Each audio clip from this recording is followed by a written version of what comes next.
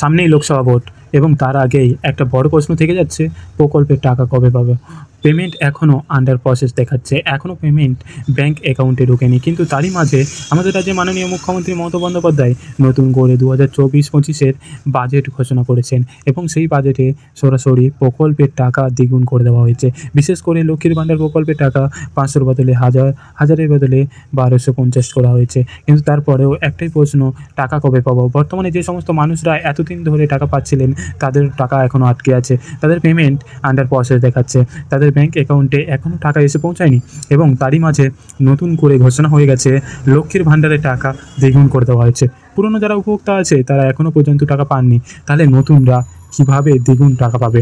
এই প্রশ্নটা আপনাদের মধ্যে হয়তো অনেকেরই আছে, আপনাদের মধ্যে অনেকেই কমেন্ট করেছেন। কিন্তু বর্তমানে রাজ্য সরকারের তরফ থেকে নতুন একটি ঘোষণাও হয়ে গেছে যে আপনাদের টাকা কবে ব্যাঙ্ক অ্যাকাউন্টে আসবে। বর্তমানে অনেক মানুষ বারংবার আবেদন করেছেন, দুয়ারে সরকারে আবেদন করেছেন, জনসংযোগ ক্যাম্পে গিয়েও আবেদন করেছেন, বিডিওতে গেছে, এসডিওতে গেছেন, আবেদনের পর আবেদন করেছেন। কারো কারো লাভ হয়েছে, আবার কারো কারো বা একবারও লাভ হয়নি। কোনো কোনো মানুষের টাকা এসছে, আবার কোনো কোনো মানুষের ফর্ম রিজেক্ট হয়ে গেছে। কিন্তু বর্তমানে মাননীয় মুখ্যমন্ত্রী মমতা বন্দ্যোপাধ্যায়ের তরফ থেকে জানানো হয়েছে যতগুলো প্রসেসিংয়ে ছিল সবাইয়ের কিন্তু অ্যাকাউন্ট এবার ডিসবার্ট করা হয়েছে, অর্থাৎ আপনাদের পেমেন্ট আর আটকে থাকবে না। এবং নতুন যে বাজেট ঘোষণা হয়েছে, যে বাজেটে আপনাদের টাকা বাড়ানোর কথা ঘোষণা করা হয়েছে, সেই বাজেটে টাকা ছাড়ার ডেটও কিন্তু জারি করে দেওয়া হয়েছে। 1 এপ্রিল থেকে আপনাদের সেই টাকা আসবে। অর্থাৎ বর্তমানে যারা লক্ষ্মীর ভাণ্ডারে 500 টাকা পাচ্ছিলেন, 1 এপ্রিল থেকে তারা 1000 টাকা পাবেন। যারা 1000 টাকা পাচ্ছিলেন তারা 1 এপ্রিল থেকে 1250 টাকা পাবেন। এই নতুন নিয়ম 1 এপ্রিল থেকে চালু হচ্ছে। এখনও অনেকের টাকা আসেনি, তাহলে তারা কবে টাকা পাবে? মাননীয় মুখ্যমন্ত্রী মমতা বন্দ্যোপাধ্যায় এটা অস্বস্ত করেছেন, টাকা ছাড়ার কাজ 1 তারিখ থেকেই শুরু হয়েছে। কিন্তু টাকা সবার ব্যাঙ্ক অ্যাকাউন্টে এখনও একসাথে আসে না, অর্থাৎ প্রতিটি জেলায় একসাথে কিন্তু টাকা ছাড়ার ডেট হয় না। প্রতিটি জেলার জন্য আলাদা আলাদা ডেট জারি করা আছে। কোচবিহারের জন্য একটা ডেট, বর্তমানের জন্য একটা ডেট, পূর্ব মেদিনীপুরের জন্য একটা ডেট, দক্ষিণ 24 পরগনার জন্য একটা ডেট, উত্তর 24 পরগনার জন্য একটা ডেট। এইভাবে প্রতিটি জেলার জন্য আলাদা আলাদা ডেট আছে এবং বর্তমানে প্রতিটি জেলার যে ডেট, সেই ডেট অনুযায়ী কিন্তু টাকা ছাড়া হবে। সেই ডেটের আগে কিন্তু আপনার একসাথে সারা রাজ্যের কোটি কোটি মানুষ কিন্তু টাকা পাবেন না। সেই হিসাবে আপনাদের হয়তো অনেকের পেমেন্ট আন্ডার প্রসেস দেখাচ্ছে, আবার অনেকের পেমেন্ট চলেও এসছে।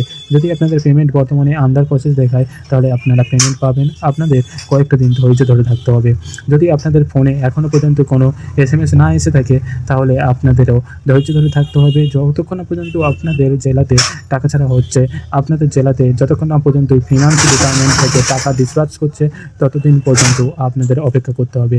এবং যারা যারা বার্ধক্য ভাতার জন্য এতদিন অপেক্ষা করছিলেন তাদের জন্য কিন্তু মাননীয় মুখ্যমন্ত্রী মমতা বন্দ্যোপাধ্যায় সুখবর দিয়েছেন, সকলের ব্যাঙ্ক অ্যাকাউন্টে কিন্তু এবার টাকা বেশি দেওয়া হবে। কিন্তু সেটার জন্য কয়েকটা দিন সময় লাগতে পারে। সবার ব্যাঙ্ক অ্যাকাউন্টে টাকা একসাথে দেওয়া হয় না, এটা আপনাদের আগেই জানিয়েছি। তাই বর্তমানে যখনই টাকা ছাড়া হবে প্রতিটি জেলা ওয়াইজ, তখন কিন্তু আপনাদের টাকা ব্যাঙ্ক অ্যাকাউন্টে আসবে।